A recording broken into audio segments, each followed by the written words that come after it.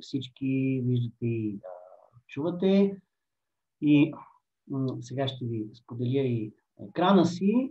Ще се опитам накратко да очертая един въпрос, по който се надявам по-скоро да предизвикам дискусия, отколкото да давам някакви дефинитивни отговори. Още повече, че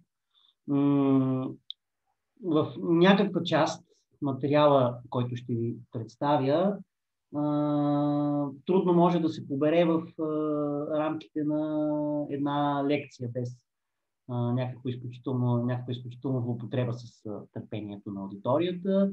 Става въпрос за огромното и неизбродимо творчество на ректора Либани и неговите взаимоотношения с редица властимащи, като започнем от император Констанций II през 40-те години на IV век и свършим с император Теодосий, който в крайна сметка нанася и един от най-решителните политически удари на езическата култура, на така наречената пайдея, на която самият Либани е представител.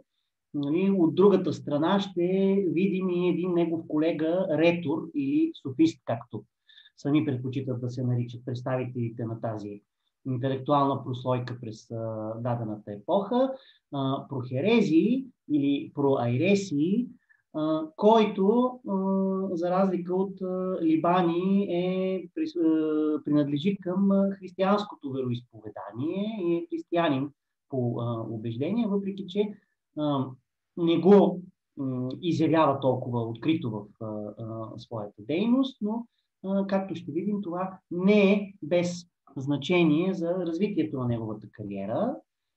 Също така се надявам към края на тази презентация, след всичко, което ще бъде изговорено, да видим също така, че и разломните линии, линиите на разделение, социологическите кливиджи, както е модерно сега да се казва, в късноримското и късноантичното общество, далеч не винаги и не задължително минават по уста езичество, християнство. Има и много други такива, които трябва да бъдат държани в ума.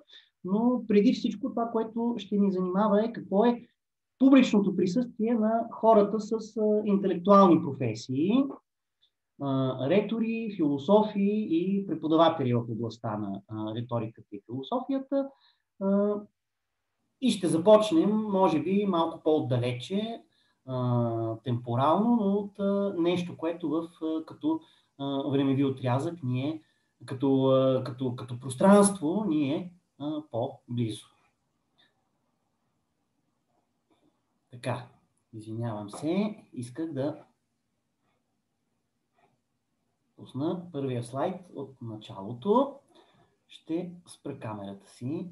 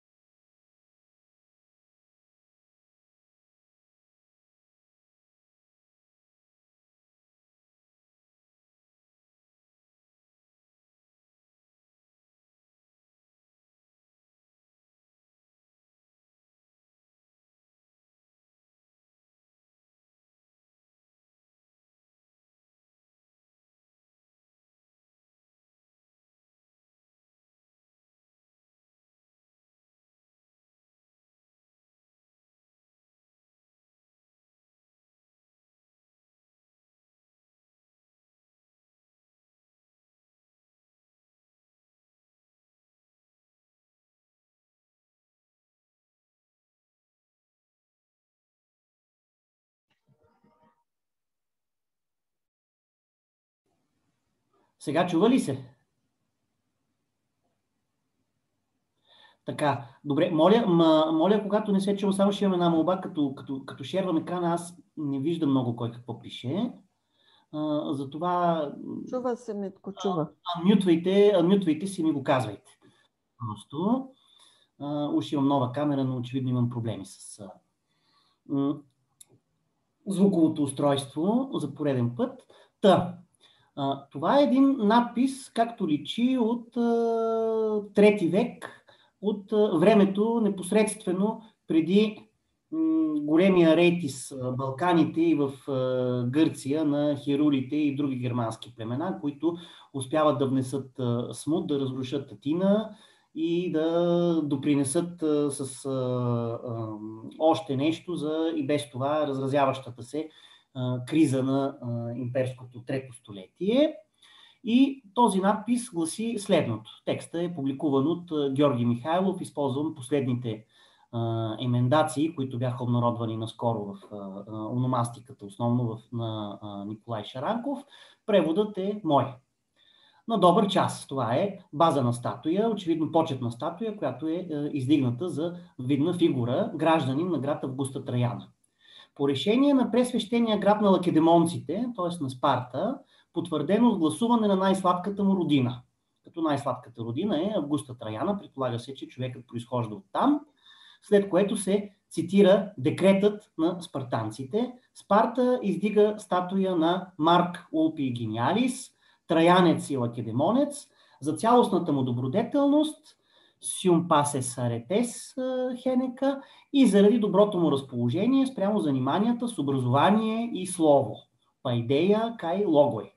Празно място има и е посочено кой е отговорник за издигането на статуята, Аврелий Каландион, син на Хермодор.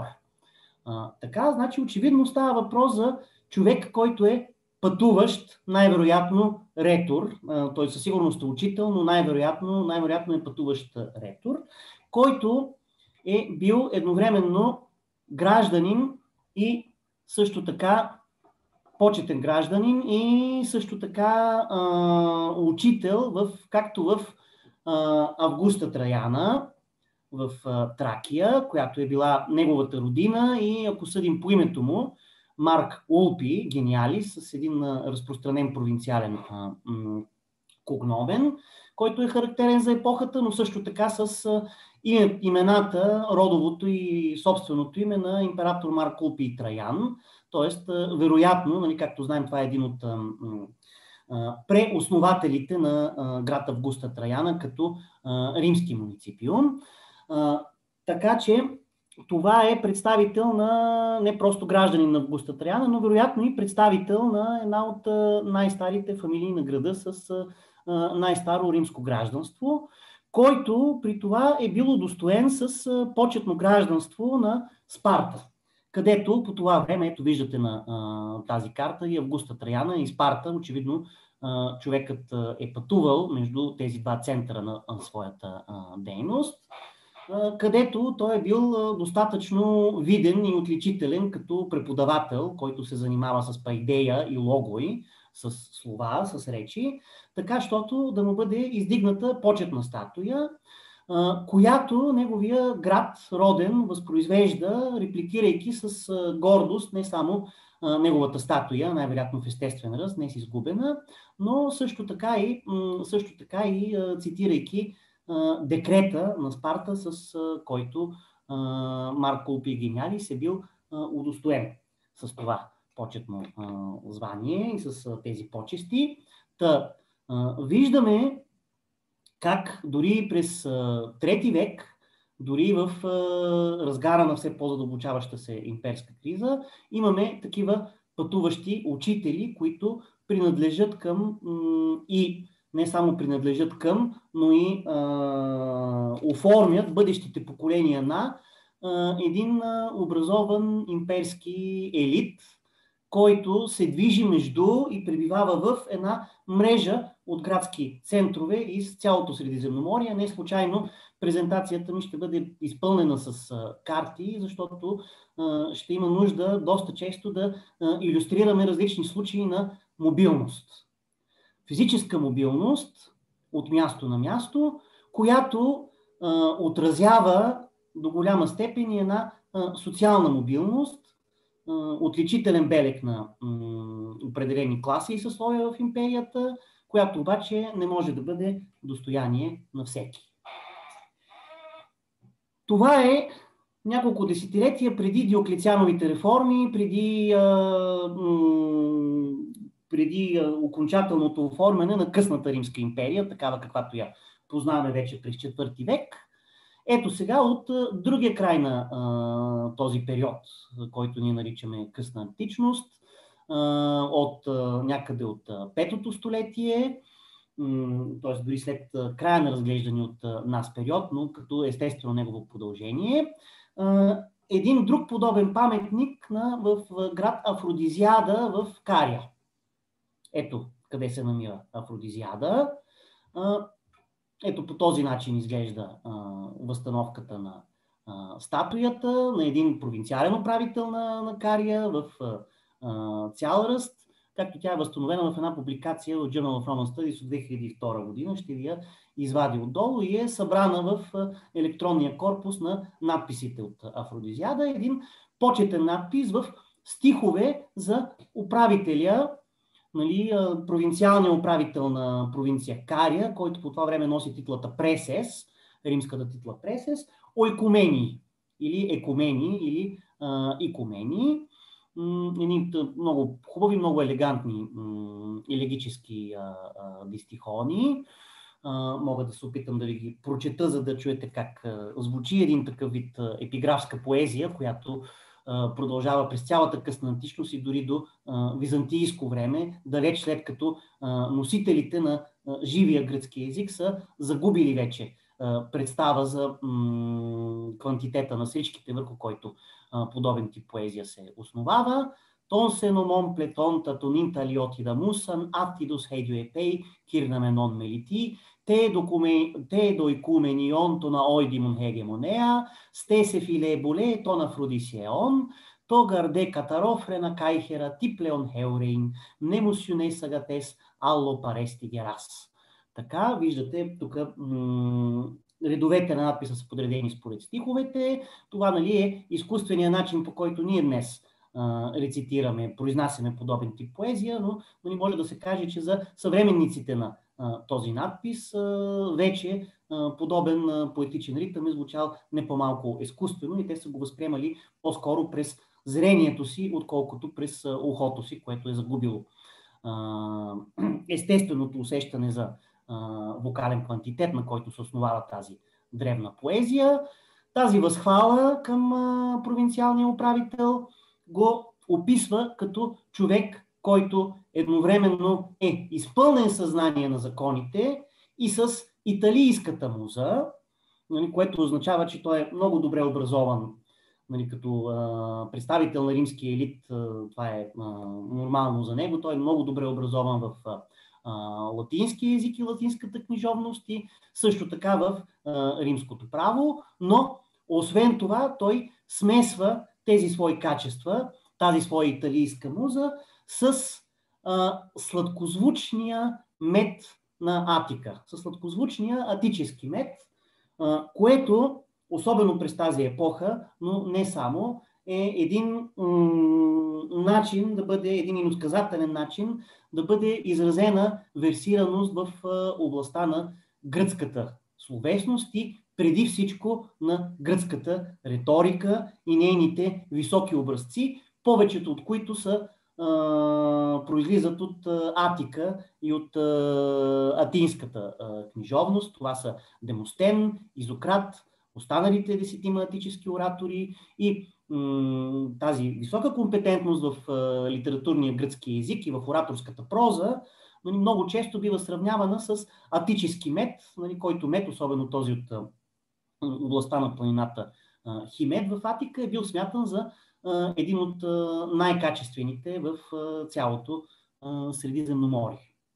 И така, тук виждаме един от цяла поредица високопоставени официални римски сановници, които биват прославени, освен заради всичко друго, той бива прославен и заради своите морални качества, своята чиста ръка и чист ум, също така и най-напред с своята образованост, със своята пайдея, както в предния надпис, макар тук да не е думата, която трудно се побира в поетически хекзаметър, да не е използвана направо, която идея ние видяхме и при типичния представител на пътуващата интелектуална прослойка от век и половина по-рано. Ето, Афродизиада в Кария. Тук има линк към чудесната онлайн колекция от надписите от Афродизиада с подробен критичен апарат и превод и коментар. Моят превод е взет там. Виждате също така и статията в Journal of Roman Studies, въз основа на която е направена реконструкцията, и виждате също така и известната сбирка на Луи Робер, Хеленика 4 от 1948 година, която е събрала на едно място множество такива епиграми от късната Римска империя, и една немалка част от тях, виждате, това са няколко десетки страници, са посветени на възхвали на императори. На императори и на провинциални управители в стих, подобни на този от целия гръцки изток на империята, където, както казва Питър Браун в своето жалонно изследване "Власт и убеждение в късната античност", където подобни провинциални управители много често се хвалят заради своята отдаденост както на закона и на морала, така и на музите и така и на пайдея. Едно твърдение на Питър Браун, което, когато човек внимателно се зачете в сборника на Робер, както констатира и Рафаела Кривиоре през 2009 година, вижда, че застъпеността на образоваността на пайдея в изборяването на качествата в тези своеобразни поетични инкомиони на провинциалните управители не е толкова голяма, колкото на Питър Браун му се иска, но тя все пак присъства отчетливо и присъства именно в описанието на управителя като образцов властник, като човек, който се грижи за законите, който има достатъчно здрави етически основи, така щото да не бъде нито жесток, нито корумпиран, като човек, който разкрасява с редица хубави постройки областта и градовете, които са му поверени, но не на последно място и като човек, който може да демонстрира високо образование, което особено в случаите на някои като Ойкумений, който въпреки гръцкото си име най-вероятно произхожда от западната върхушка, латиноязичната върхушка на Римската империя, притежава и рядкото качество да бъде добре образован и в двата културни езика, които по това време се говорят в Римския изток и в Римския запад. И това е качество, което заслужава да бъде отбелязано в неговия поетичен енкомиум. Каква е тази пайдея? Какво е това образование и култура, за които говорят тези, а и много други епиграми, които ние дадохме за пример и за които тези две са, може да се каже, представителни? Както ние днес сме свикнали да мислим, необходимото образование, за да може човек да се издигне в обществото и да взема някакви управленски административни длъжности, се свежда до владяването на някакви технически и практически науки. Каквито, разбира се, по това време не липсват и една голяма част от имперския елит, от канцеларията и двора на императора и на провинциалните управители, които се движат заедно с тях, наистина принадлежат към подобни версирани в различни технически и административни умения чиновници. Също така не липсват и като част от гръко-римското образование по това време. Виждате тук някои от най-големите му центрове, разположени в 4-5 точки на източното Средиземноморие, между които младежите през 4 век непрекъснато циркулират, за да завършат своето образование. Разбира се, много е важно умението за административна кариера, особено уменията и вещостта в областта на римското право. Правната школа, водещата правна школа е в Берит или днешен Бейрут в Ливан. Един от големите центрове на медицината е Александрия по това време. По същия начин и на точните и математически науки, и на геометрията, и оттам и на архитектурата, който също е Александрия, но много скоро и новооснованият от император Константин град Нов Рим, който скоро получава неговото име, Константинопол, също се оформя като един подобен център. Но преди всичко, Пайдея, нещо, което е контраинтуитивно за разбирането на средния съвременен човек, тази Пайдея, за която се хвалят провинциални управители и представители на върхушката, се състои от две основни дисциплини, които са основата на гръкоязичната култура и, така да се каже, висше образование, още от времето на късната класика, още от времето на Изократ и Платон през 4 век преди Христа. Т.е. 8 столетия преди периода, който ние обсъждаме. Това са от една страна риториката и от друга страна философията. И цялото понятие за Пайдея се основава по-скоро върху тях, отколкото върху техническите и практически науки, които имат своето място в гръко-римското образование, но то е доста по-специализирано и доста по-ограничено, отколкото днес. И изненадващо за голяма част от хората, които живеят днес, се смята за поне, нали, в официалния доминиращия дискурс на Римската империя, за доста по-малко основополагащо за изграждането на една добра административна кариера на чиновник, на провинциален управител, а защо не и на император. Сега ще се съсредоточим за риториката и философията. Обикновено се комбинират в един цялостен курикулум от образование, цялостен образователен курикулум. Виждате, нали, преди да пристъпим към следващия слайд, основните центрове. Виждате Константинопол на Босфора, виждате Атина долу, която през 4 и през 5 век продължава да бъде средище, най-напред на риторическите, а през 5 век все повече и на философските неоплатонически занимания.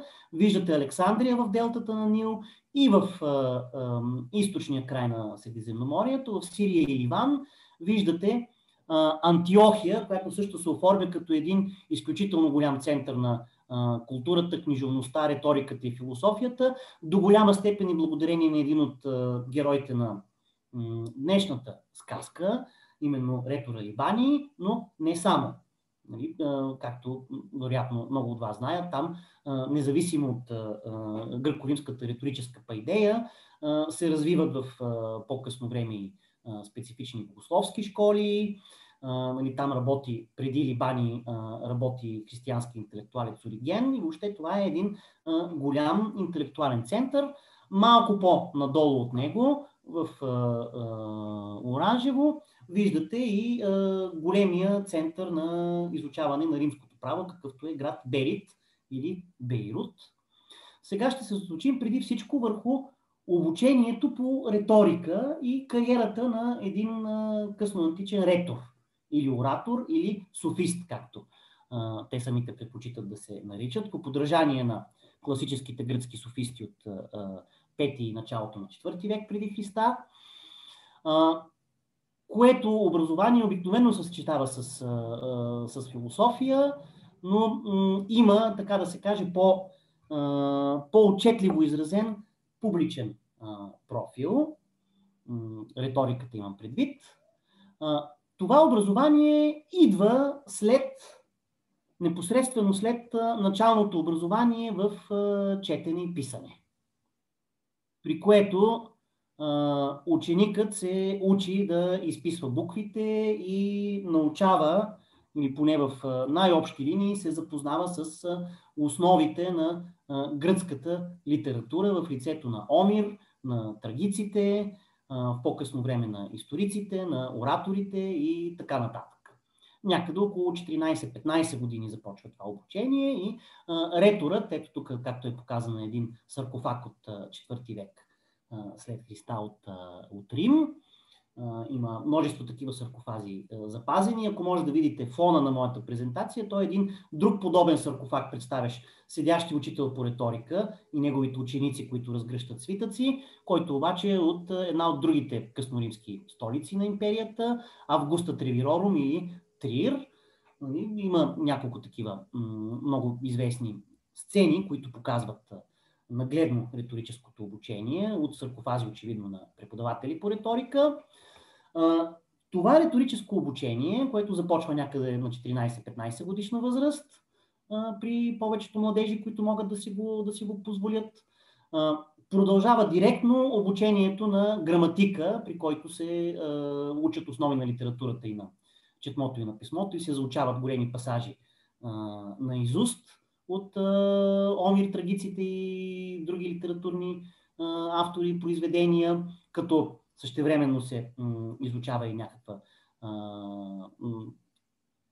граматическа и литературна критика върху тях, представлява преди всичко в тази епоха развитие на един от трите главни риторически рода, както те са очертани от класическата риторика на Аристотел и на перипатетиците, а именно тържественото красноречие или така наречения генус епидейктикон.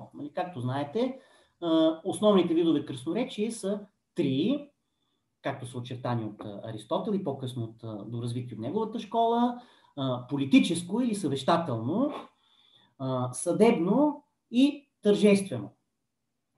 Съдебното красноречие, очевидно каква цел има, то не е напълно изключено от късноантичната риторическа практика, особено в съчетание с римското право, но специализираните познания по римско право все повече и все повече изтласкват обучението по съдебна риторика от строго риторическия цикъл на образование. Що се отнася до политическото красноречие, чието най-видни представители в руслото на гръцката литература са фигури от времето на независимите гръцки полиси, малко или много съществуването му в този вид, в който то съществува в класически литературен канон, няма как да бъде продължено в условията на римска имперска власт в цялото Средиземноморие, където само отчасти и само до някаква степен старите гръцки градове-държави на изток запазват своето самоуправление. Това обучение, което се състои преди всичко в едно усвояване на словесната форма, първо заради самата словесна форма и след това с оглед на нейните практически приложения, се състои от усвояване на една поредица от много строго определени форми, които форми реторите получават критики от столетия насам. Още Петроний в своя сатирикон, самото начало на тази част от Петрониевите сатири, която е запазена до днес. Ето тук пасажа в превод на Димитър Бояджиев.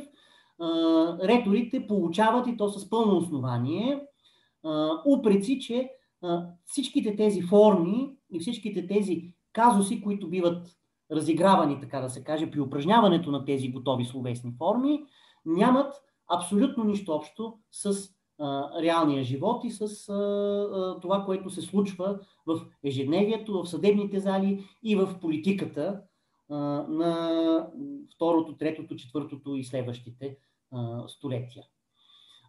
При стъпването си в залата на ретора, където той обучава, обучените по някакъв начин биват пренесени в един друг свят, по думите на Петроний.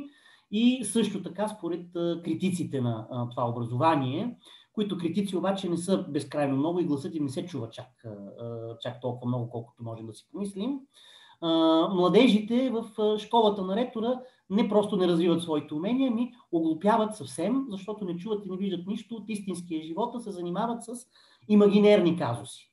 С казуси, които са от традицията на културата, историята, митологията или с изцяло фиктивни казуси, но не и такива, които са почерпани от злободневието.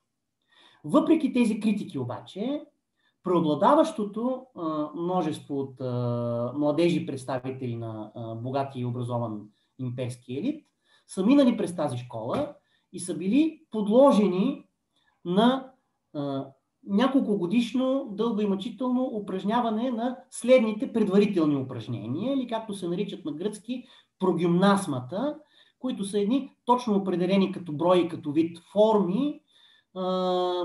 Тези форми са едни такива технически понятия на гръцки, чието превод може да бъде само приблизителен. По-скоро названията на тези прогимназми има нужда не да бъдат преведени, ами да бъдат обяснени с цялата условност и приблизителност на тези обяснения.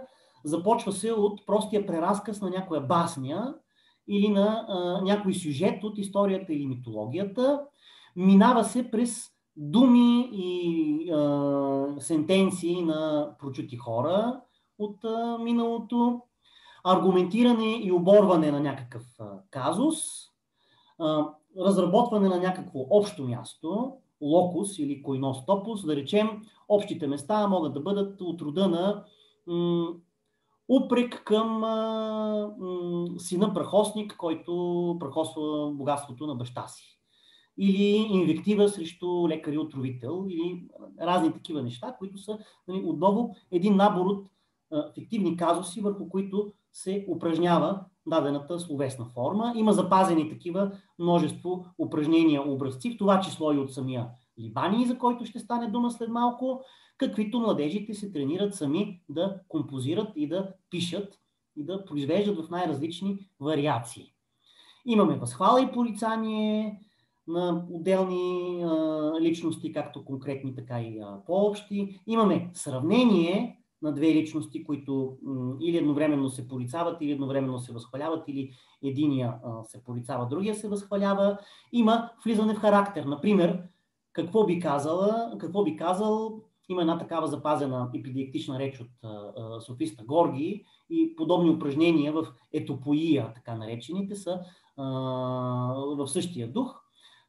Какво би казал героят Паламет пред Троя, когато бива обвинен, че е откраднал доспехите на Ахил. Такива неща, за един от големите майстори на етопоията, между другото в атическия риторически канон се смята оратора Изий. Имаме описание на картина, паметник, място в природата и така нататък. Имаме защита на дадена теза. Да речем, защо е добре човек да се ожени или защо е добре човек да не се ожени. И най-накрая короната на всичко това, което се предполага по някакъв начин да подготви вече обучаемия за някаква по-сериозна практическа дейност, дебат по внасяне на законопроект. Като това, което и Джордж Кенеди и другите историци на античната риторика, които изследват тези готови форми, предупреждават, поне от тези образци, които имаме запазени, по никакъв начин да не си мислим, че става въпрос за реален дебат върху някакви реални законопроекти, които биха могли да бъдат прокарани като императорски едикти или нещо друго през тази епоха. Става дума за напълно фиктивни декрети. Например, в една въображаема Атина от 4 век преди Христа някой внася закон за това, че вдовиците нямат право да се женят повторно. Правилно ли е това или не? Внасяне, развиване на мнение както в едната, така и в другата посока с пълната му аргументация. Както сами виждате, това обучение е доста ригористично, доста формалистично, доста в тази епоха, нещо, което не се вижда на пръв поглед, но в тази епоха, 4 век, доста задължаващо тези, които се подлагат на това обучение, да излязат от формите и регистрите на естествения си говорим език, защото литературният език от стандарт на тези съчинения вече е един класически атически, това е движението на атицизма, което тръгва още от първи век, един класически атически, който все повече се отдалечава от говоримия гръцки на епохата. С други думи, това е едно образование, което е мъчно. Което е не само мъчно, но и, особено по нашите критерии днес, ненужно формалистично. И видните семейства, които изпращат своите синове да обикалят из големите центрове на източното Средиземноморие, за да получат това образование, имат мотивация, която е различна от нашата днес, когато ние избираме своето образование и своето поприще, и която е свързана по-скоро с социалната роля на тази пайдея, която ще очертаем сега накратко. Каква е ролята на това риторическо образование в едно такова общество? Реторът, в качеството му и на оратор, и на публичен говорител, и на преподавател, какво публично присъствие има? Разбира се, ние не можем да говорим въобще за всички ретори, ние ще вземем само двама от тях предвид.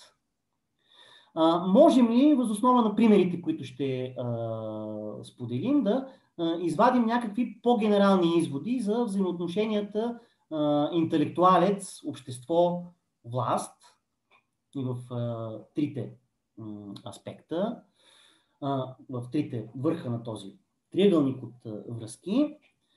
И разбира се, всичко това ще бъде разгледано през два частни случая. Дал съм и съответни места от библиографията, която ще ви споделя накрая, които се отнасят особено много до темите, които ние тук разискваме. И така, на първо място, пайдея и общество. В своето вече станало класическо изследване от 1988 година, Guardians of Language, Роджер Кастър, който прави нещо като каталог и прозопография на всички антични граматици, функционирали в късно античното общество през 4 и през 5 век, както в източната, така и в западната част, очертава съвсем схематично на тези две картинки степента на грамотност и на образованост в населението и в неговите различни прослойки, които различни прослойки той построява като социална пирамида. Виждате, че на тази социална пирамида, това, което виждате на първата картинка отстрани, което се разширява към върха на пирамидата и е много тясно до почти несъществуващо в нейната основа, това е общото ниво на literacy, общото ниво на грамотност в Римската империя, както на изток, така и на запад, което става все по-голямо и все по-голямо, колкото повече отиваме нагоре в социалната пирамида.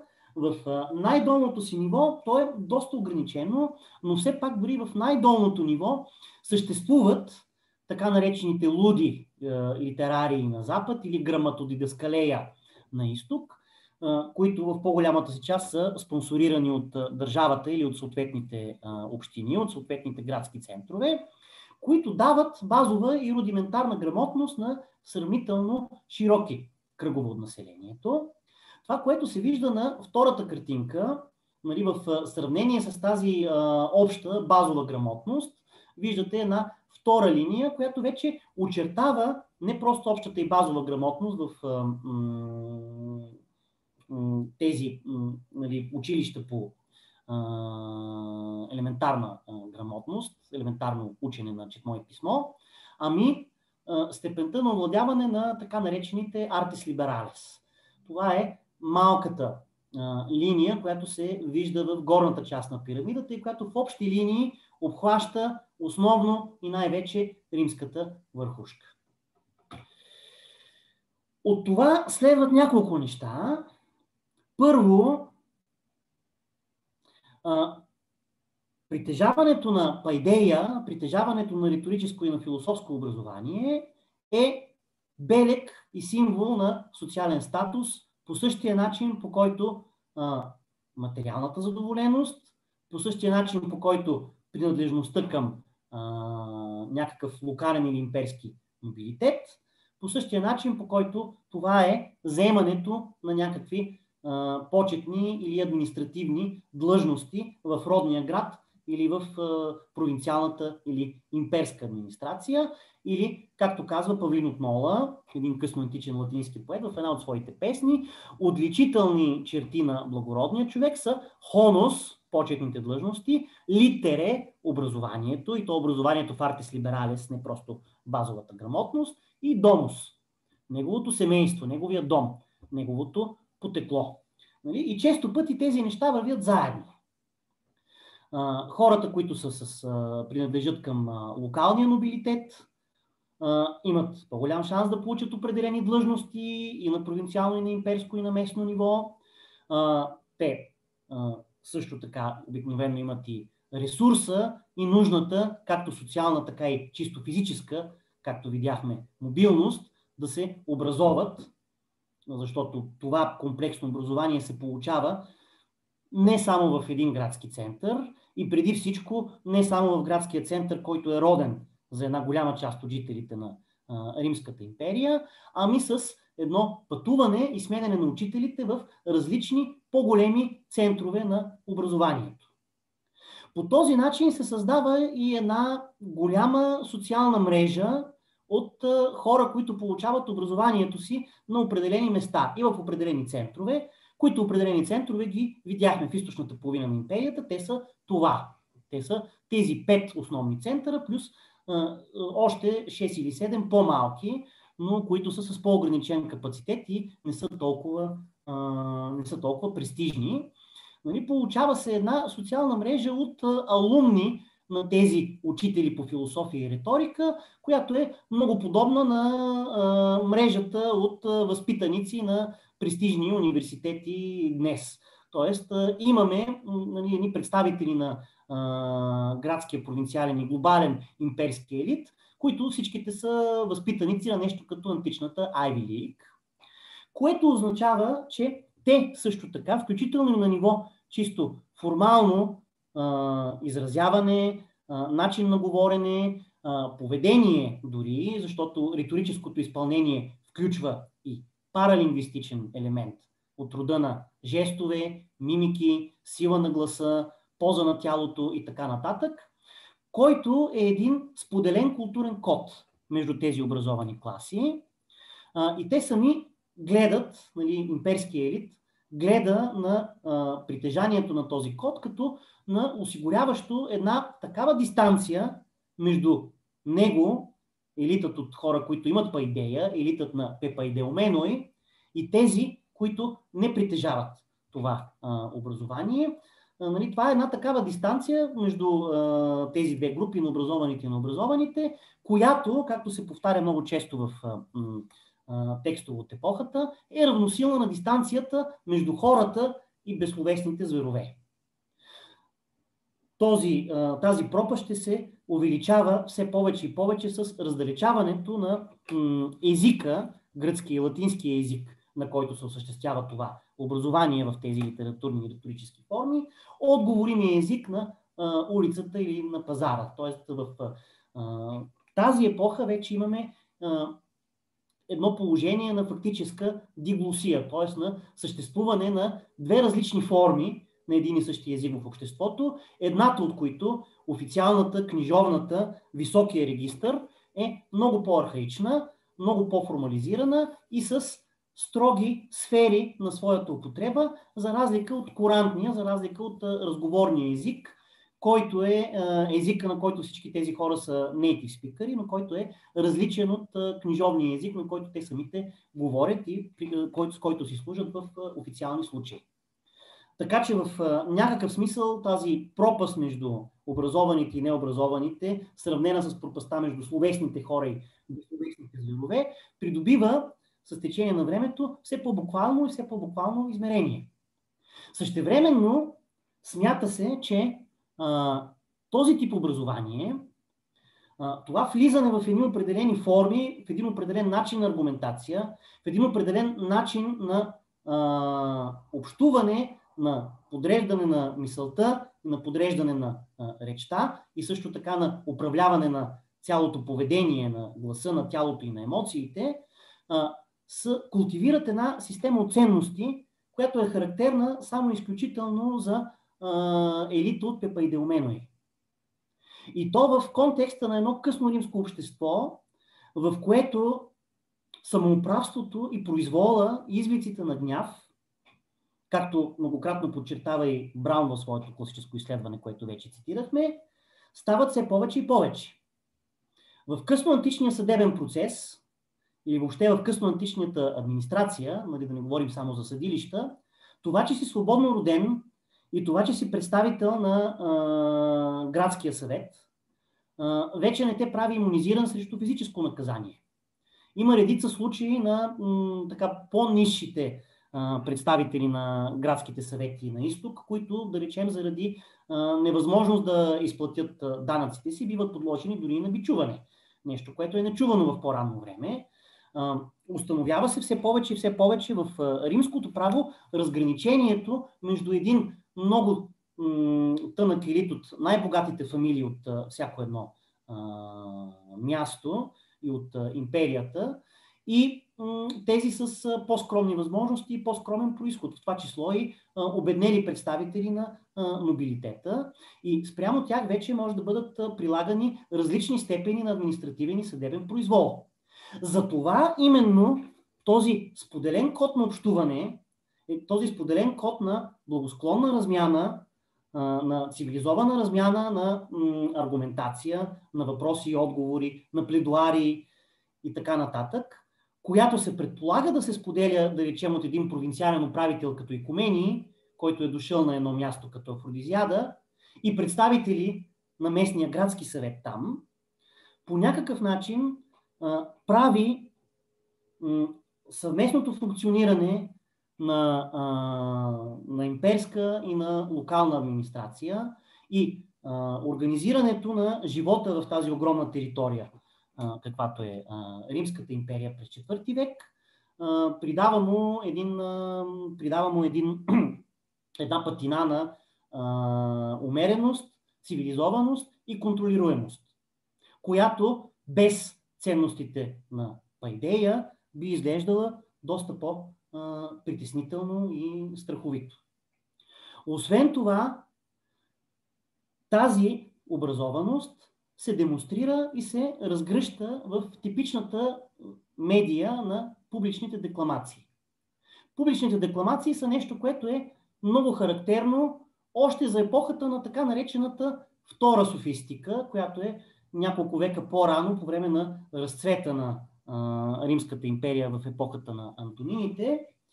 Да речем, някои от най-видните представители на тази втора софистика, като Дион Хризостом и Елий Аристит, са пътували изключително много из империята. Дион Хризостом, който от Пруза, днешната Бурса в северо-западна Турция, отива в Рим, бива изгонен оттам от император Домициан, скита се из Мизия, Тракия и Скития, попада на места като Виминациум в днешна Сърбия, Бористене, което е близо до Одеса в днешна Украйна, връща се след това в Рим, където император Нерва го помилва, отива в Александрия и се връща най-накрая в родната си Пруза. Тоест той, виждате какви обиколки прави и с Средиземноморието. Същото важи и за образцовия представител на втората софистика Елий Аристит, който е един от риторическите кумири на Либани, който също така ходи в Рим и в Александрия, където има тържествени декламации и обикаля цялото източно Средиземноморие и големи центрове на Мала Азия, като Асклепиейона в Пергам, островите Книдос, Кос, Родос и други места, и изнася там своите речи и навсякъде е приветстван в общи линии като звезда. Образеца на този пътуващ учител, който продължава да бъде устойчив и да се развива, както видяхме през третото и през четвъртото столетие, е нещо, което до голяма степен следват и героите на нашия разказ, а именно частните случаи на IV век, които ще разгледаме. Това са реторите Прохерези и Либани. Ето тук кратък преглед на изворите и литературата, които съм използвал за този своего рода преразказ на техния живот и творчество. Евнапи от Сарди, живота на философите и софистите, където има кратки биографии на двамата, на Прохерези малко по-дълга, на Либани малко по-кратка. В чудесното издание на Бомпияни с превода и коментара на Маурицио Чивилети. Съчиненията на Либани, които са издадени от Фьорстер в поредицата Тойбнер в едни 10 тома. особено неговата първа реч, която е така наречената автобиография на Либани, но също и някои други от неговите речи и писма. Използвал съм също така и испанския превод с коментар на Антонио Мейеро Белидо. Много добър превод и един от много подробните коментари. Като цяло Либани много рядко е издаван, но след изданието на Фьорстер няма други подобни образцови издания, които да са на това ниво. И това не е случайно. Още по-малко се превеждат съчиненията на Либани и това също не е случайно. Неговата текстова традиция и неговия гръцки са изключително тежки и сложни и оплетени и като че ли не са особено много изследователите, които имат кураж и желанието да се занимават с тях, но ето това е едно от нещата, един от желонните автори, които е хубаво да бъдат преведени в някакъв момент и на български, каквото и да коства. Това има кратки, но много информативни бележки в византийския речник от 10 век, по-рано известен като Суидас, днес познат като Суда, който може да се намери и онлайн на този адрес. Има и за Либани, и за Прохерези. Бележките в този речник не са големи, за тях дамата, но за сметка на това за Суда са ползвани някакви извори от гръкоязичната традиция, с които ние днес не разполагаме, така че са ценни. И освен това, част от кореспонденцията на император Юлиан и с двамата, една част от която е преведена и на български в библиотека Херемес от Владимир Атанасов през 1983 година и поне едно такова писмо в български превод ние ще цитираме. Освен това има чудесно издание на Либаниевите прогимназми с особено много хубаво въведение за живота и творчеството на Либани. И има обширни статии за двамата в прозопографията на късната Римска империя, в нейния първи том, който засяга хората, родени в края на трети в началото на четвърти век. Прохерези или Проайресиус, който всъщност е арменец по произход и оригиналното му име не се наемам да го произнеса. Нещо като Перохайр, слушах го как се произнася, но не се наемам.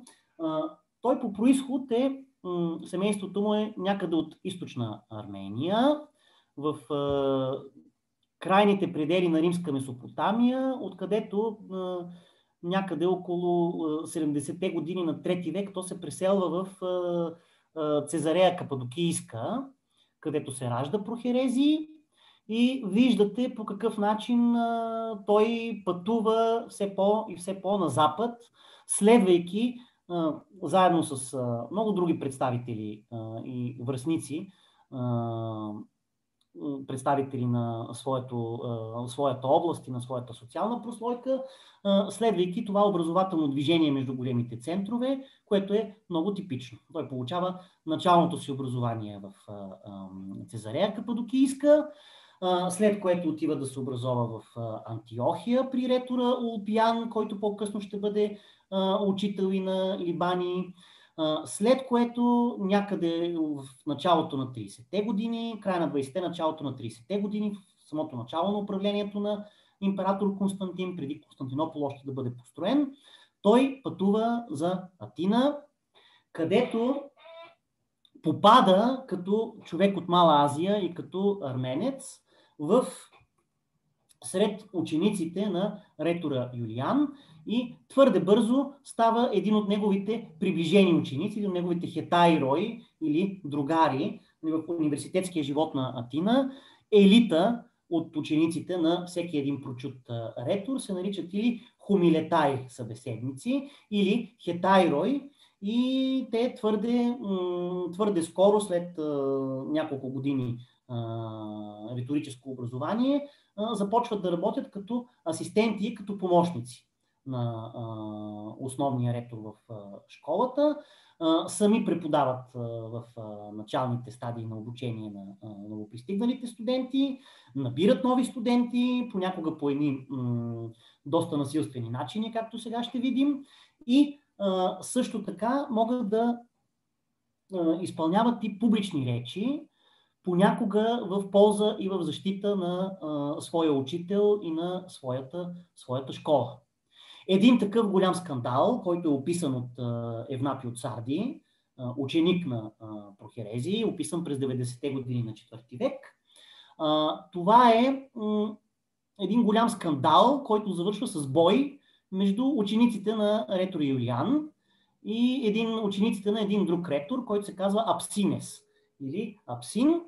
Нали, този бой в центъра на Атина, който завършва с множество ранени, достига до знанието на проконсула на Ахая, който пребивава в Коринт, и има съдебен процес, където учениците на Апсин обвиняват Юлиан. Проконсула забранява на самия глава на школата Юлиан да говори. Вместо него защитна реч от името на своя учител произнася именно Прохерезии.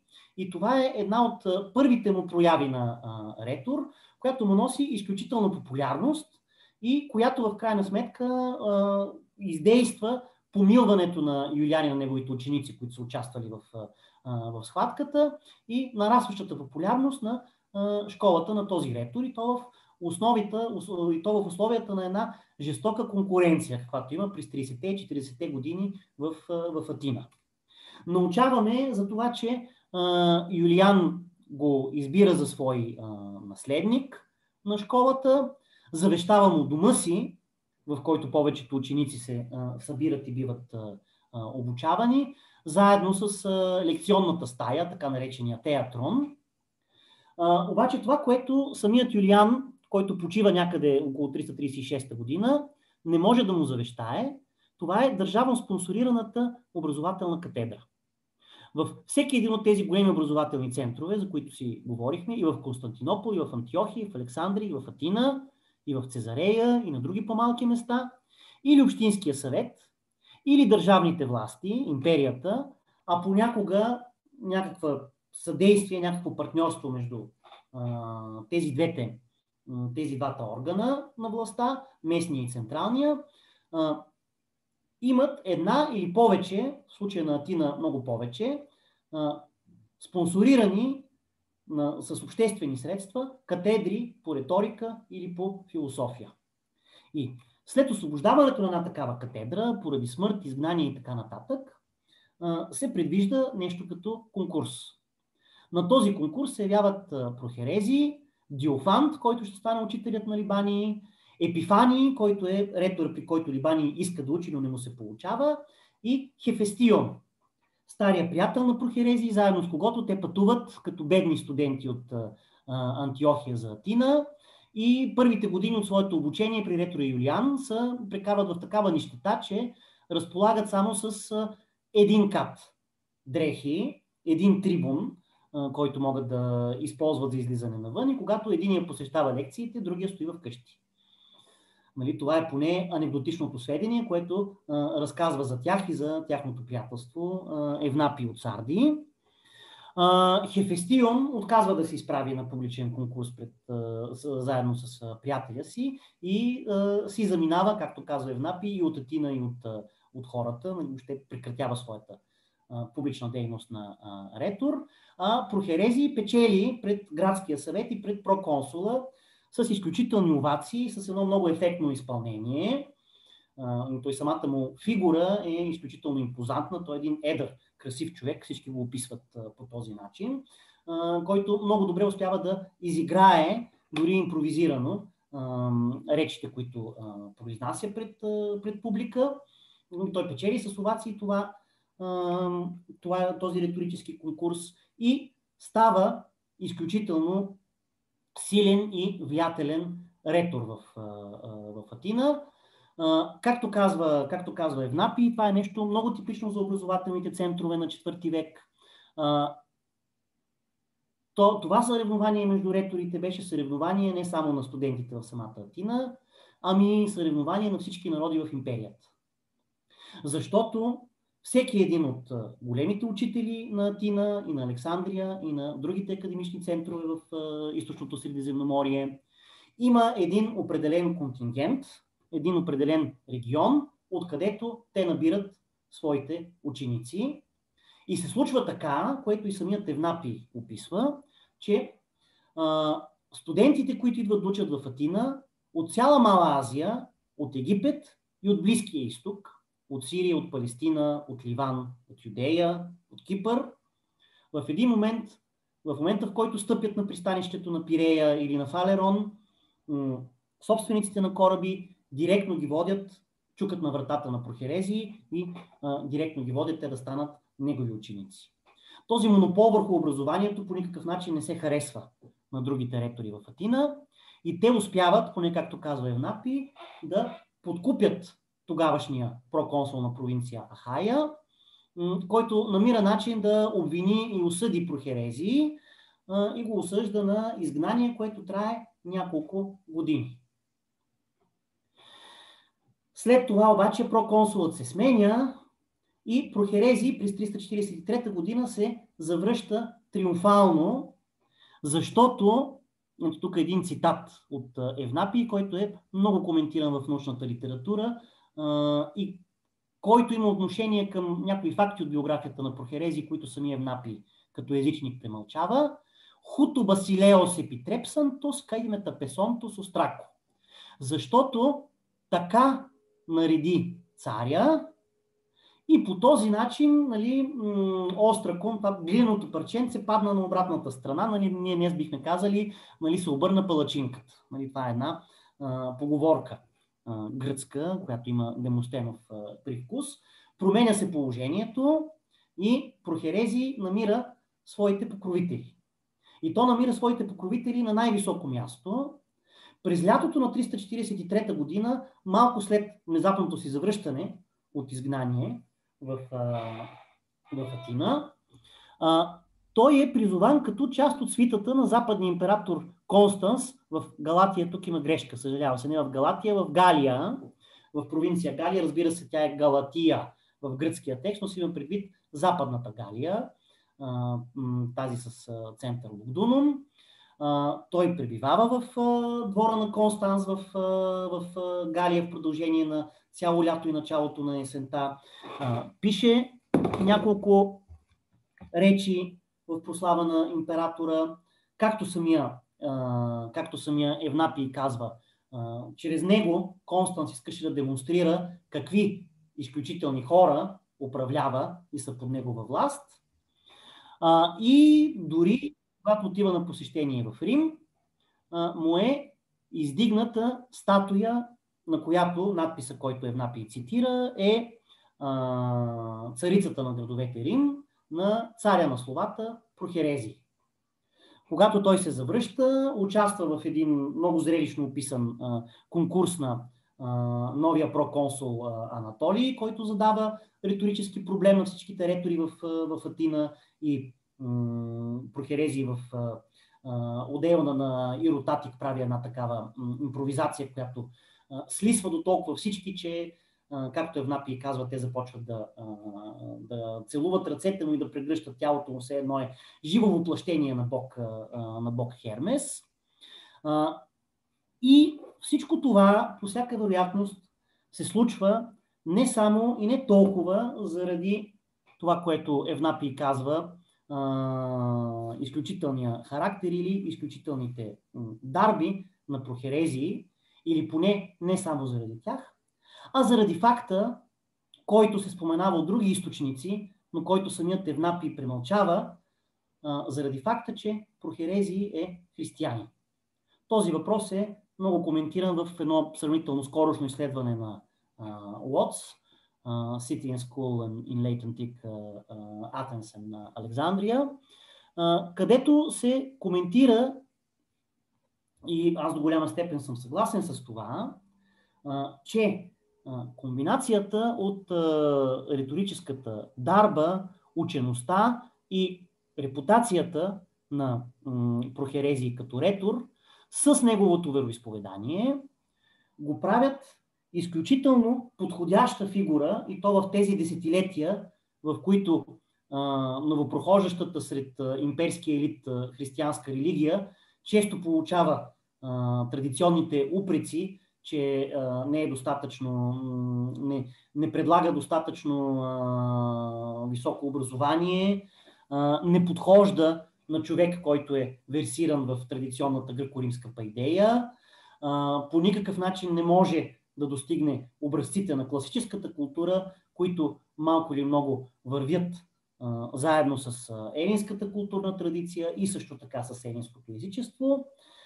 Една от основните причини той да стане член първо на имперския антураж, а в последствие и в града, в който преподава, той да се радва на изключително силното покровителство на самия император, а също така и на провинциалните управители, една поредица от провинциални управители. По всяка вероятност се корени в това, че хора, които да обединяват по такъв начин класическата пайдея и принадлежността си към новата християнска вяра, по това време, поне сред културния и образователен елит на империята, са по-скоро рядкост. Такива хора ще видим няколко десетилетия по-късно в лицето на следващото поколение християни, принадлежащи на имперския елит, което се обучава при тези ректори, за които ние говорим. Такива ще бъдат свети Григорий Богослов и свети Василий Велики, които са ученици на прохерезии в Атина. Такъв ще бъде Йоан Златоуст, който е ученик на Либаний в Антиохия. Но в този точно период, в периода непосредствено след Константин, при неговите преки наследници, се характеризира с това, че все още са в елита на ново придобивата легален статус нова религия, която е фаворизирана от Константиновата династия. Съществува все още нещо като културен вакуум и прохерези е един от хората, които без активно да търсят имперска подкрепа заради своята религиозна принадлежност, без експлицитно да залагат на нея и без да бъдат известни първо и преди всичко с това, ученикът му Евнапий от Сарди, който е езичник, доста добре успява да премълчи религиозната принадлежност на прохерези и не акцентира върху нея, но все пак без своето активно съдействие те успяват да се възползват от факта, че имперската администрация и самите императори по това време, Констанций II и Констанс, активно търсят и промотират такива хора. Идва един момент, в който тази принадлежност християнска на прохерези започва да му играе недобра шега. Точно толкова, колкото той успява да запази своето предимство пред конкуренцията, пред всички останали ретори на Атина, отчасти заради своята религия.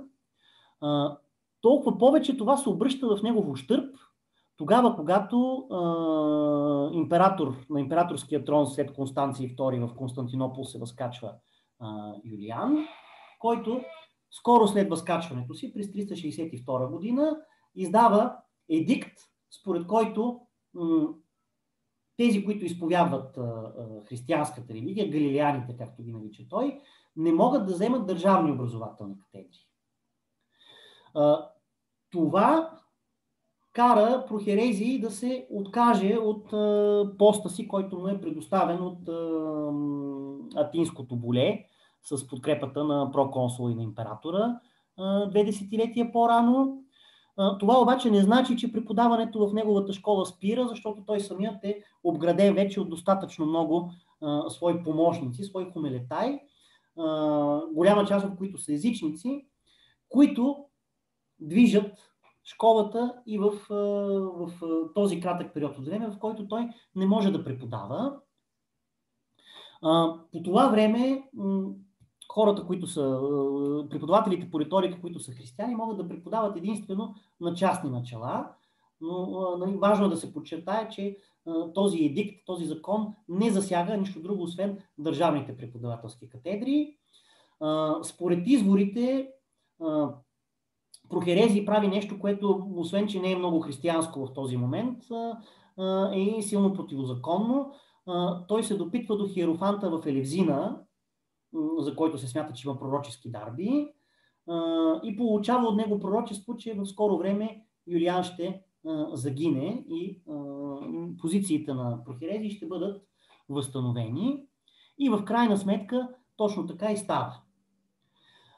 Самият Юлиан обаче не прави абсолютно нищо, освен че на територията на цялата империя прокарва този едикт, който е изключително противоречив и среща неодобрението както на прослойката образовани християни, така и на голяма част от елита на езичниците.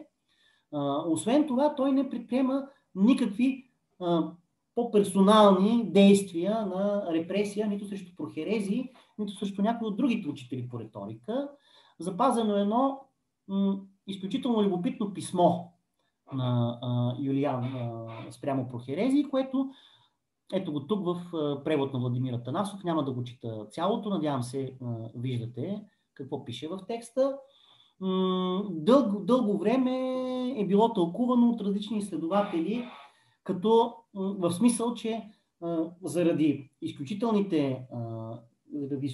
високия статус и изключителната популярност и слава на Прохерезий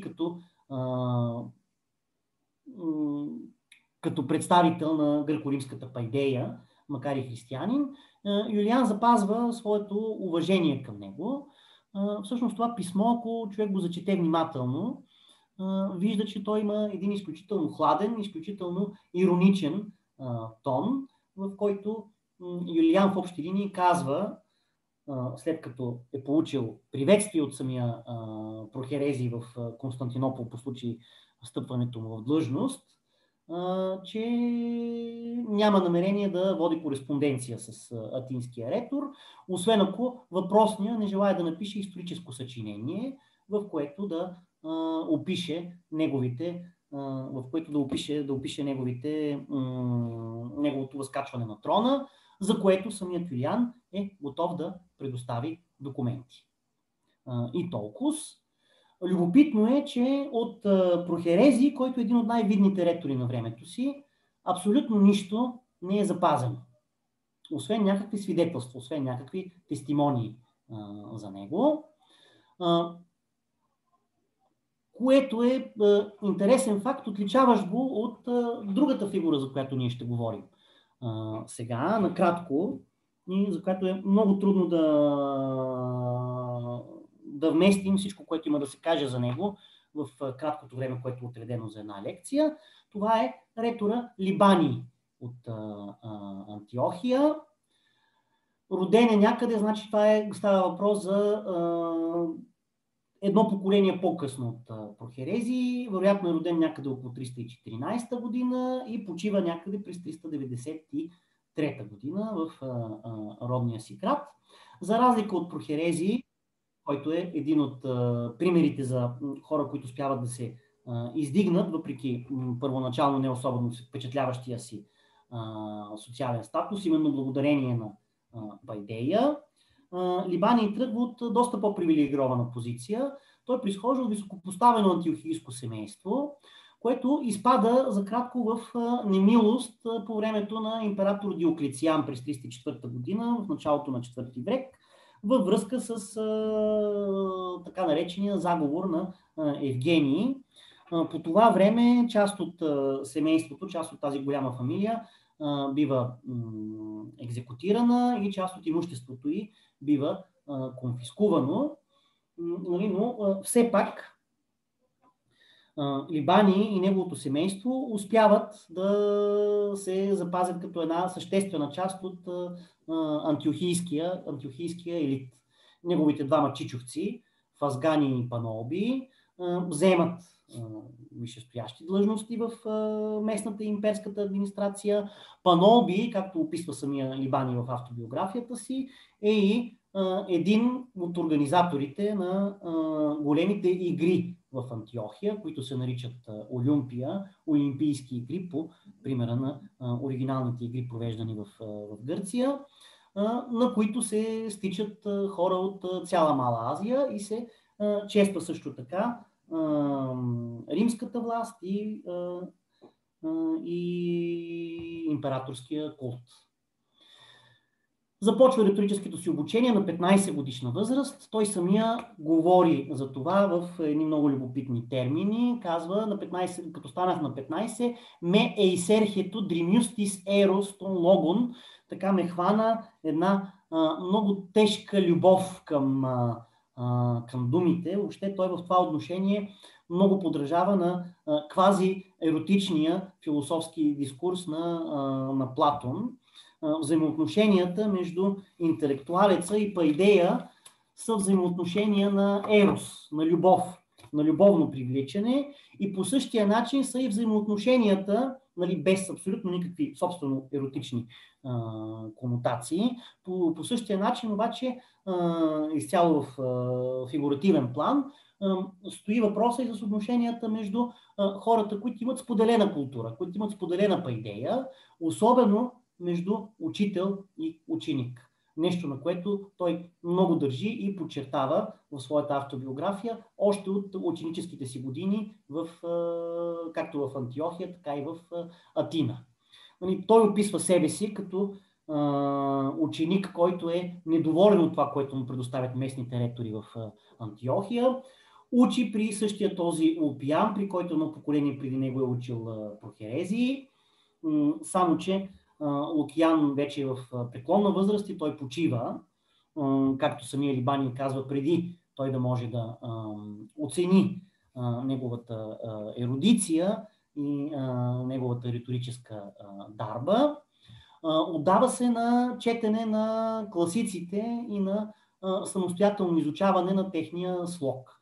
Чете Демостен, чете Тукидид, чете други представители на класическата гръцка литература и както сам представя себе си, така и бива описан от Евнапий като малко нещо автодидакт. Тоест, той повече, и според своите собствени думи, повече получава от самостоятелните си занимания с гръцката класика и своите собствени упражнения върху тях, своите собствени мелетай, отколкото от заниманията си с софистите на неговото време, спрямо повечето от които гледа някакси снизходително. И в Антиохия, и по същия начин, и когато заминава да учи за Атина. Заедно с, разбира се, голям брой свои връстници от Антиохия, където се записва да учи при ректора Диофант. Малко след като е починал Юлиан и Прохерезий е станал глава на неговата школа. Тогава Прохерезий вече е в доста по-напреднала възраст, Либаний тъкмо идва в Атина да завърши своето образование. Ето по какъв начин. Гръцкият текст беше изключително дълъг и нямаше откъде да го копирам. Копирал съм част от испанския превод. Не знам колко хора обаче от испански, но със сигурност ще свърши повече работа, отколкото гръцкият оригинал. Ето по какъв един такъв начин той си представя в своите младежки въжделения студентския живот в Атина. От разкази на хора, които са учили там и са се върнали в неговата родна Антиохия. Той е разпален от това как се говори за непрекъснати улични схватки между привържениците на различни школи, които се осъществяват с камъни, с сопи, от тях се получават наранявания, от тях се получават съдебни процеси.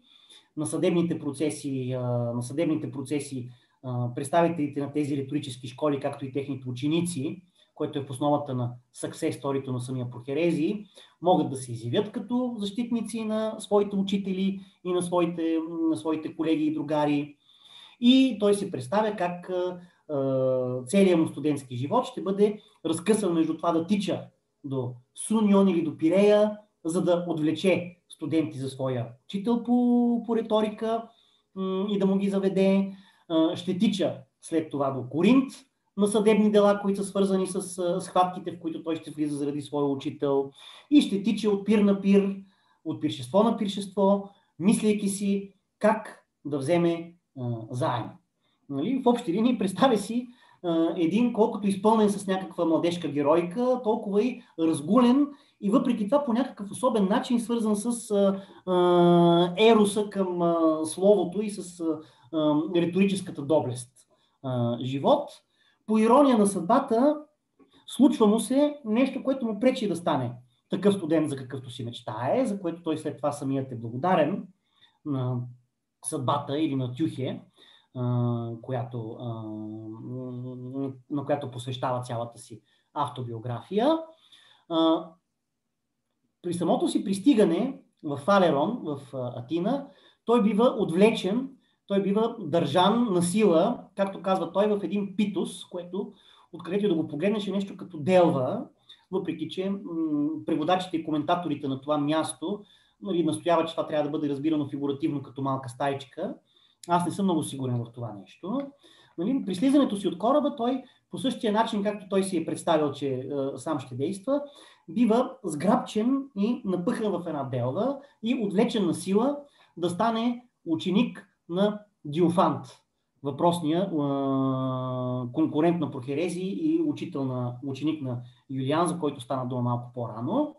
Въпреки че той самия като антиохиец е трябвало да ходи да се запише и той е искал да ходи да се запише, искал да стане един от неговите приближени ученици при други ученик на Юлиан, Епифаний, но, казва той, съдбата ми отреди аз да уча при Диофант, който за разлика от Епифаний беше по-посредствен ретор и заради когото аз не съм искал да влизам нито в схватки, нито в съдебни процеси, а прекарах цялото си учение в Атина, възлизащо на 5 години, основно залягайки над книгата, без никога нито да удрям някого, нито да получавам удари. И Коринт го видях не във връзка с присъствието си на различни съдебни дела покрай студентските работи, ами когато отидох там да посетя да посетя истинските празненства.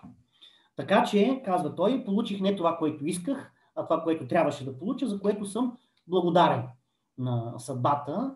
Но целият този разказ за атинския студентски живот по това време дава една изключително интересна перспектива за това как е функционирал един такъв голям академичен център в някъде около средата на 4-то столетие след Христа и по какъв начин са се формирали водещите интелектуални фигури в него, от които една от предишното поколение, Прохерези, ние видяхме как се е развил и в последствие. След като завършва своето образование риторическо, казва Либани, аз исках да продължа да уча още 5 години в Атина, защото когато тръгнах като пътуващ ректор да странствам из гръцкия свят, на всяко едно място учените хора щяха да ми задават най-различни въпроси, на които може би няма да съм подготвен да отговоря, освен ако самият аз не проуча всеки един възможен такъв въпрос, колкото се може по-подробно, заради което ми трябва да уча още 5 години.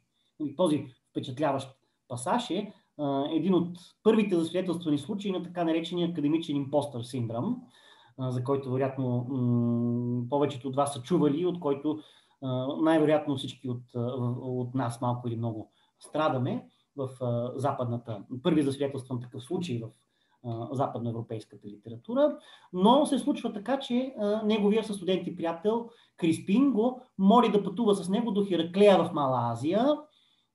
Ето този град в централната част на Мала Азия, който виждате тук, очертан е пътя с синьо. Те предприемат път по суша, защото Либани трябва да бъде подкрепа в неговото представяне като млад ректор пред неговите съграждани. След което се връща обратно, минавайки през Константинопол, където получава покана от граматика Никокъл да основе своя преподавателска катедра по риторика.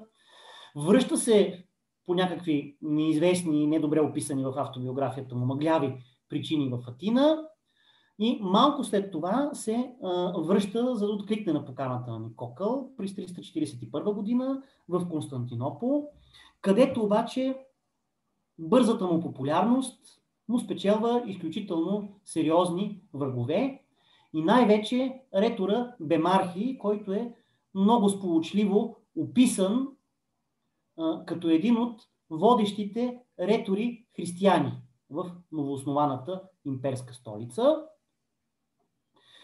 Известен най-вече със своя екфрасис, със своето описание на току-що построената от Констанций II и осветена голяма църква, голяма базилика, наречена още Домус Аурела или Златния дом в Антиохия. Тук е представена на една мозайка от Дафне от 5 век.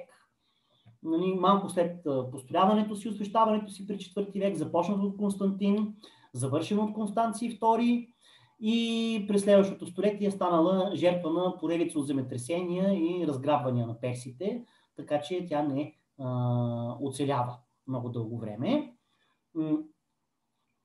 Бемархий е представен като един от най-влиятелните ретори в Константинопол.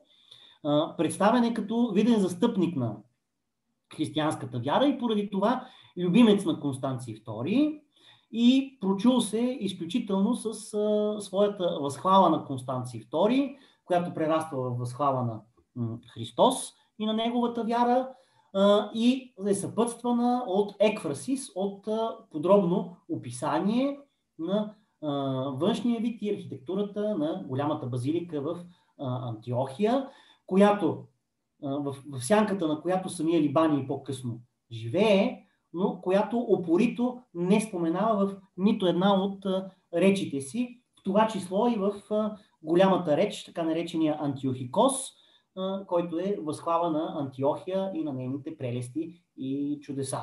По един типичен за него начин, като един типичен интелектуалец езичник на 4-то столетие, пък и в по-късно време имаме тази литературна афектация, Либаний избягва да коментира по какъвто и да е начин реалии, свързани с некласическата култура, в това число най-вече и с християнската религия, с християните, с християнските паметници и въобще с присъствието на тези нови неща и на тази нова вяра в пейзажа около него. Бемархий успява да му издейства едно фалшиво обвинение пред проконсула Лимений.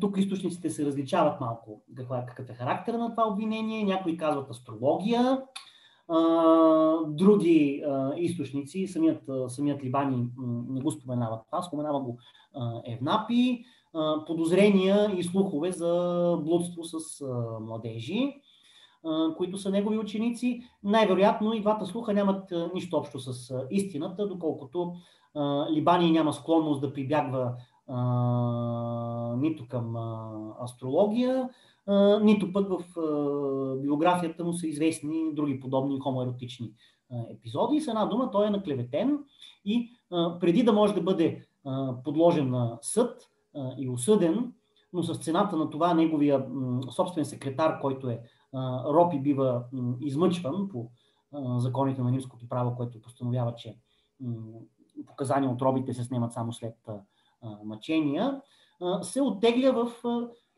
близкия на Константинопол град Никомедия, където прекарва, както самият той казва, 5 най-щастливи и плодотворни години от живота му. Никомедия се намира в достатъчна близост до Константинопол, така, щото да може да се радва на своето средищно положение, на голям икономически, културен и политически център. Същевременно Никомедия е далече от шума и от конкуренцията на столицата, които за изключително кратко време успяват да създадат толкова неприятности на Либаний.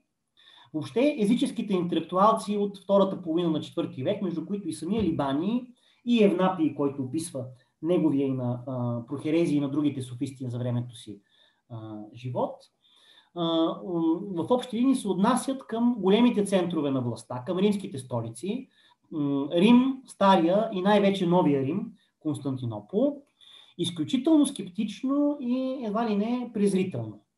Като едни новосъздадени центрове, в случая на Константинопол, новопостроени центрове на властта, които се опитват да изсмучат всякакъв ресурс от другите големи градове и центрове на империята за тяхна сметка и в които, за разлика от демонстрирането на престиж, за разлика от цирковите игри, за разлика от надбягванията с колесници и други такива пошли според самия Либани забавления, които той винаги избягва, литературната култура и пайдея и ораторството не са особено много на почит, освен когато са инструмент за правене на кариера в държавната администрация, което самият антиохийски ретор смята за изключително повърхностно и вредно и цял живот пледира за това, че школата, която той създава и която развива в родния си град,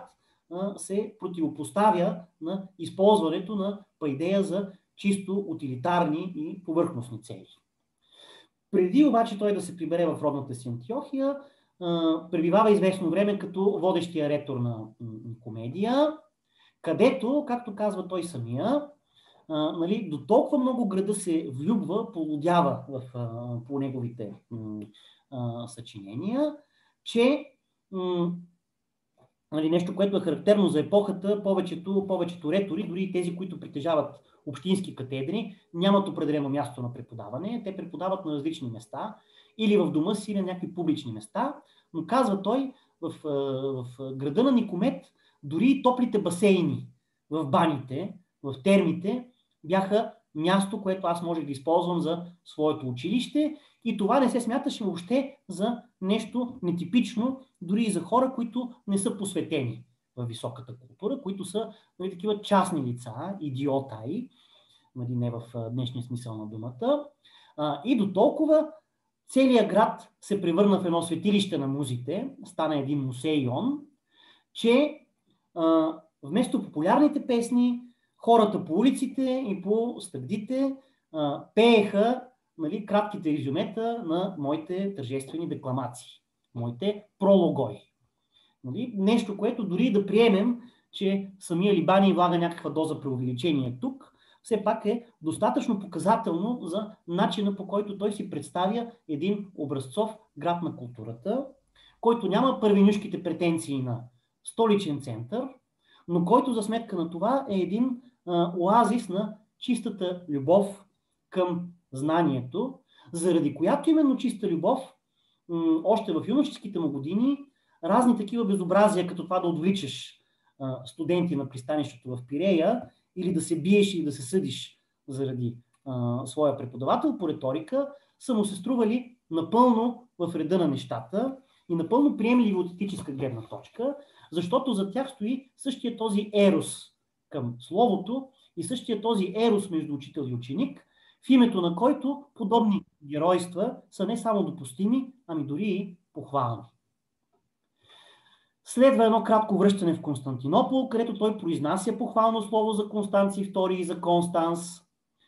Предложено му е през 353 година преподавателско място в Атина от преторианския префект Музониан, което той отказва. Вместо това избира да се прибере в родния си град Антиохия и основава там своята школа, където успява да спечели и общинско, градско преподавателско място, спонсорирано от града и в последствие от империята, и остава на това преподавателско място до края на живота си, а живота му е дълъг, до 90-те години на 4 век.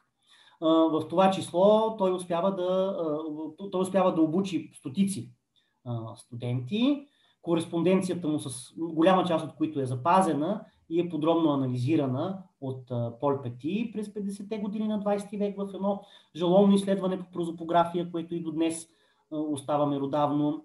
И включително в това число един от най-видните му ученици, макар че той самия в своите речи не засвидетелства особена признателност към своя учител.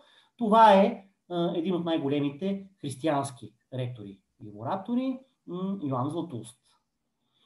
В тази църква, която виждате изобразена на мозайката в настоящия слайд, самият Йоан Златоуст вероятно изнесъл някои от най-прочутите си проповеди. В това число и такива, в които той самия пародира или дори отхвърля учеността на своя учител Либани. Много любопитно е взаимоотношението между Либани и властимащите. Нали, както се вижда, видните ретори на IV столетие, не само прохерези и Либани, но също и други, като Темисти, Химери и още ред други, но ние избрахме тези двамата като представителни образци по ред причини, които ще изясним накрая. Всички те имат вземане-даване както с имперската върхушка, различни преториански префекти, комеси на изтока и запада и самите императори и хората в техния двор. По същия начин Либани има интересни взаимоотношения, особено с оглед на неговата принадлежност към езическата религия, с император Юлиан, наречен от християните отстъпник, а след това и с император Теодосий, който, пак казваме, е на другия полюс. Той е императора, който за първи път прави стъпки да превърне християнството в единствената официална религия в Римската империя. Познанството на Либани и Юлиан датира още от годините му в Никомедия. По същия начин, по който Либани се оттегли в Никомедия, защото иска да избяга от шума и неприятностите на големия град, които за малко да му спечелят присъда. По същата причина и младия принц Юлиан е държан в Никомедия под ръка, но все пак на страна от столичния град, с идеята, че би могъл да бъде използван, а би могъл и да бъде ликвидиран при различно стечение на обстоятелствата, където той се обучава при един ретор-християнин, Хекеболий, наречен. Възхищава се на Либани, за когото целият град по това време говори, обаче не посещава неговите публични лекции, заради това, че, както и много ученици в Атина по същото време правят, е положил тържествена клетва пред своя учител по риторика, пред своя ректор, че няма да слуша лекциите на други. И това е наред с отвличането, буквално отвличането на студенти, които да станат възпитаници на един или на друг ректор в Атина, Никомедия и на други места, най-вече в Атина. Съществува практиката и, която се практикува масово в гръцкия изток, на тържествена клетва за това, че учителя, при когото си се паднал, независимо при какви обстоятелства, дали по силата на това, че произхождаш от даден регион и същевременно по този начин принадлежиш на домена на даден преподавател по риторика, или защото просто са те отвлекли и са те напъхали там, полагаш тържествена клетва, че ти при друг учител няма да ходиш. Така, защото да се ограничат движенията между ректори съперници и размяната им на студенти. Но, въпреки това, Юлиан е намерил по неговите собствени думи, както и по думите на самия Либани, който разказва тази случка в една своя реч няколко десетилетия по-късно, е намерил начин да получава преписи от тези публични декламации на Либани в Никомедия и им се възхищава от разстояние. Те двамата се запознават едва когато император Юлиан пристига вече в качеството си на император в Антиохия през юли 362 година. Либани, който първоначално бива хладно приет от двора, и особено от другите интелектуалци, които са в кръга на Юлиан, философа Приск, философа Максим от Ефес и още някои други, в крайна сметка успява да, произнасяйки няколко речи, енкомиуми на императора, успява да си пробие път до близкото му обкръжение и му става един от най-близките съветници и е показател на неговата роля в скандалните събития около Нова година на 363 година. Антиохия е един град, който е известен с изключително интензивния си публичен и уличен живот и е бил известен по време на цялото си съществуване, още от самото си създаване. Това е един от малкото градове в античния свят, който има развита мрежа на улично осветление и затова е един от малкото градове, които никога не спят, така да се каже, за разлика дори от самия Рим, където нощно време е буквално опасно човек да излиза по улиците. И за разлика и от Константинопол в първите десетилетия от неговото съществуване. Има изключително популярни и изключително шумни местни традиции, като тази на празнуване на Сатурналиите, тази на празнуване на един местен Дионисов празник, който се нарича Маюма, който е синкретичен с някакво местно сирийско божество, празниците на Афродита и така нататък. И въобще населението на Антиохия е популярно с своята изключителна живост, която на моменти може да стигне до размирност. Това е един от градовете в гръцки изток, който най-лесно, може би само предхождан от Александрия, може да изпадне в състояние на размирици, безредици и бунтове, в това число и с издигане на лозунги или изпочупване на статуите на текущия император. Юлиан идва в Антиохия в един изключително сложен за града момент, когато поради суша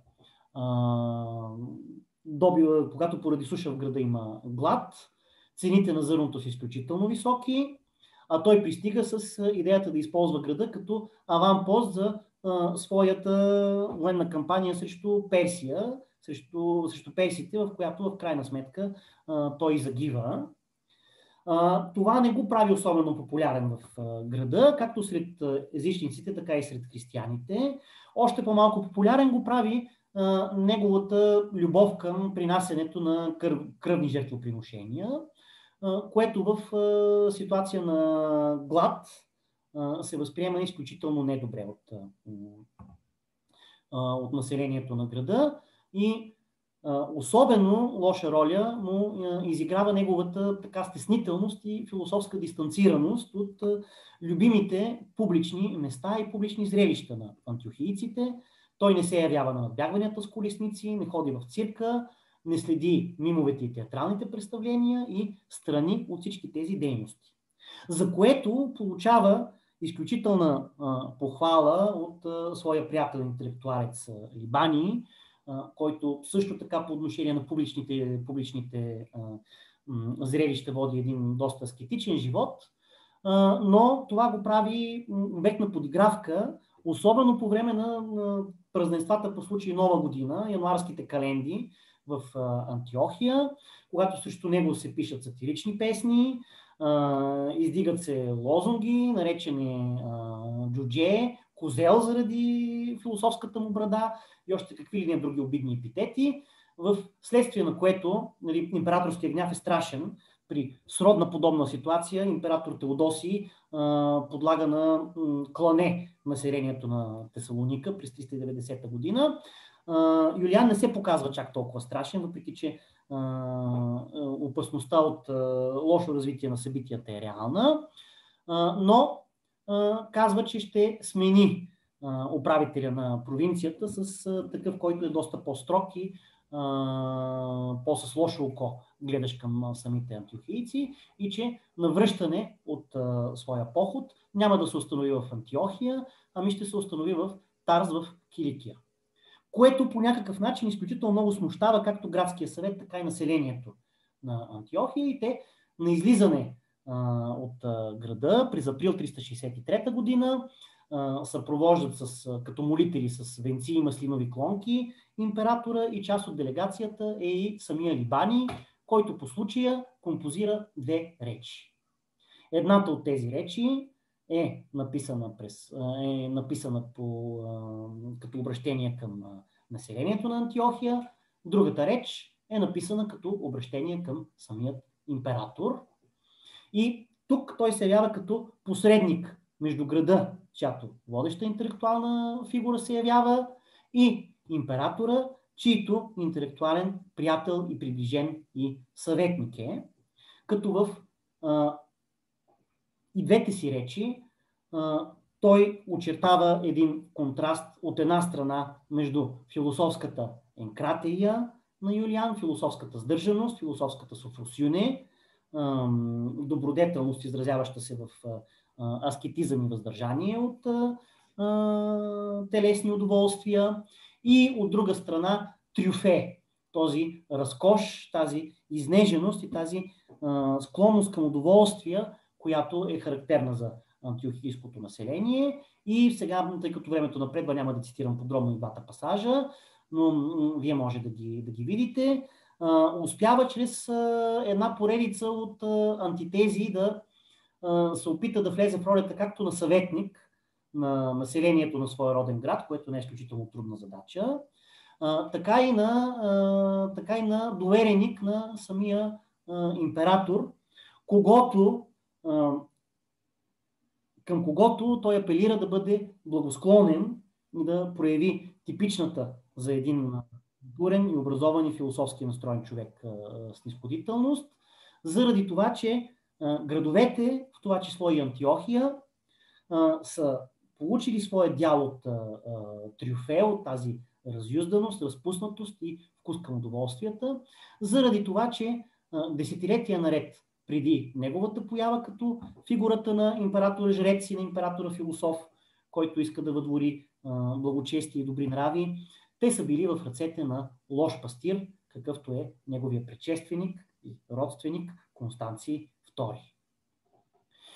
И докато може да се каже, че тази роля, която Либани играе като посредник между Юлиан и Антиохия, се дължи до голяма степен на неговата религиозна надежност и близостта му с императора философ, то той продължава да играе същата роля и десетилетия след това, вече в края на живота си, при император Теодосий, който, за разлика от неговия близък приятел Юлиан, при когото Либани не се домогва до никаква публична длъжност, дава на заслужили престарял ректор почетната титла на преториански префект, някъде около 10 години преди смъртта му, и пред когото Либани произнася една от другите си прословути речи, която засяга не нещо друго, ами застъпничеството му за храмовете, езическите храмове, които се намират в близост до Антиохия, не в самия град, ами в покрайнините на града, в хинтерланда на Антиохия, и които през последните десетилетия са били обект не толкова на неблагосклонна политика от страна на централната власт спрямо езическата религия, колкото на самоволни вандалски действия от страна на прекалено ревностни групи християни и техните водачи, които са монасите, сирийските монаси, живеещи в околните села и планини. И апелирайки към дистанцираността на Теодосий от страстите на деня и от неговите съветници християни, той успява да изброи всички блага, които допринася почитането, които допринася езическия култ към добрите нрави и към обществените работи, и към които, призовава той, трябва да се гледа благосклонно и да бъдат санкционирани тези, които посягат на подобни светилища, независимо от личните убеждения на самия император, като тук той отново използва езика на философската етика и описва, ласкайки в едно особено каптацио беневоленция, описва адресата на своите речи като човек, който не се поддава на нетипични за култивирания, образования и риторически и философски пепаиделменос човек, като гневливост, тежък характер и тенденциозност. Мога да говоря още много, но смятам да спра тук, защото и времето доста много напредна и съжалявам, че злоупотребих с търпението ви. Няколко основни нишки, които се налагат от това изложение.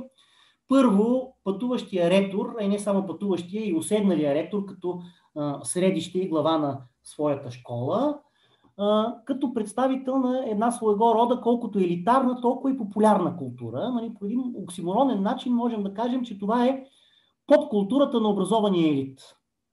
Тя проистича от образования елит, тя принадлежи на образования елит, но по някакъв начин тези хора се радват на такава популярност, на каквато се радват кино или рок-звездите в днешно време.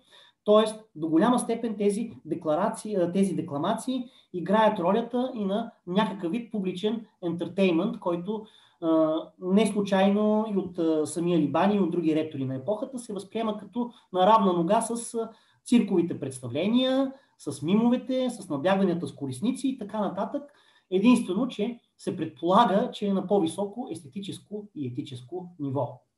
На второ място, голямата фигура на един такъв ректор, в момента в който основе своята школа някъде и стане достатъчно популярен, достатъчно притегателен, достатъчно атрактивен, играе много съществена роля в развитието на самото средище на тази школа, като водещ градски център. Стичат се по същия начин, по който това се случва по време на големи празненства, било то езически или християнски, по същия начин, по който това се случва заради големи атракции на съответното място, било то природни забележителности, оракули, мартириуми на видни мъченици в по-късно време и така нататък. Съществуването на една реторска школа като тази на Либани превръща града в университетски град и влияе със самото си съществуване на обществената тъкан и на обществената динамика. На трето място, подобни водещи интелектуални фигури като Прохерези и Либани, това го видяхме в биографиите и на двамата, са опасно близо до силните на деня и това винаги, почти без изключение, играе в живота им, особено в превратния IV век, където нищо не се задържа, нито едно статукво не се задържа за повече от 2 десетилетия. В общи линии може да изиграе както роля за тяхното кариерно развитие и за тяхното блясване, така да се каже, като водеща интелектуална фигура. По същия начин може да застраши не само професията им, ами понякога свободата и живота им. И това се вижда от превратностите в житейския път и на двамата разгледани ректори, в двата случая, в които ние проследихме тази кариера. Освен това, в късно римското общество съществуват, както казахме в самото начало, различни разделителни линии, някои от които са разделителните линии между езичество и християнство, които ние днес, като хора, които гледаме назад към тази епоха, и то през призмата на победилото християнство, което в своя така победоносен дискурс от времето на църковните историци, Сократ, Созумен и така нататък, от 5 век нататък, то все повече ще налага това като основна разделителна линия в обществото, езичество срещу християнство, представители на езическата пайдея срещу представители на християнската вяра, но вътре в това общество, от гледна точка на самите съвременници на IV столетие, има множество други преплитащи се и влизащи в конфликт разделителни линии, от които не винаги тази между езичество и християнство е най-важната. Зависи от мястото, зависи от замесените хора и зависи от ред други обстоятелства. Границата между елит и простолюдие, границата между център, т.е. разлома между център и периферия, разлома между образовани и необразовани, разлома между повече и по-малко образовани, разлома в някакъв момент и конкуренцията между представители на различни риторически школи, представители на различни философски школи, между ретори и философи също играе своята роля. Например, езичникът Евнапий от Сарди, който пише своето съчинение, за да обрисува един модел на идеалната според него късноантична пайдея, съсредоточена върху неоплатоническото благочестие и теургията от Ямблихов тип. Един такъв типичен късноримски езически интелектуалец. Има Прохерези, християнин за своя учител по риторика, когото той много обича и много тачи, му посвещава десетки страници с бомбастично съдържание, в които хвали неговото развитие на интелектуална звезда на атинския интелектуален небосклон, докато за Либани, който от наша опростенческа гледна точка би трябвало да бъде негов съюзник в отстояването на езическата идея срещу християнството, докато за Либани Евнапий се изказва много по-кратко, много по-сухо и съвсем не ласкаво. За него това е един човек, чийто стил е мъртъв, сух, формален и който не блести с нищо особено като ретор. И тук идва сега и иронията на дистанцията, защото от тези двама звезди на интелектуалния небосклон на 4-то столетие, които са изглеждали еднакво важни, еднакво влиятелни и с еднакво сериозно присъствие, макар и много различни като биография и във всяко едно друго отношение, като личност, като характер, като лични убеждения, като вероизповедание. В крайна сметка, нали, от Прохерезия ние нямаме запазено нищо днес, въпреки че той е бил един от най-видните ретори на епохата си, докато Либани, при това, бидейки открит и то воинстващ на моменти езичник, ние имаме запазени 64 речи, 50 и няколко декламации, един куп прогимназми и предварителни упражнения и около 1400 писма, които са повече от общия брой писма, които имаме запазени от Цицерон дори. От един такъв виден представител на гръко-римската идея, като Марк Тули Цицерон. И така и до тук ще спра. Ето ви библиография. Аз тази презентация ще ви я споделя, така че ще може да консултирате част от книгите, някаква част от тях и аз разполагам с тях и ги имам и в електронен формат и така нататък. Благодаря ви за търпението и за вниманието. Спирам споделянето на екрана.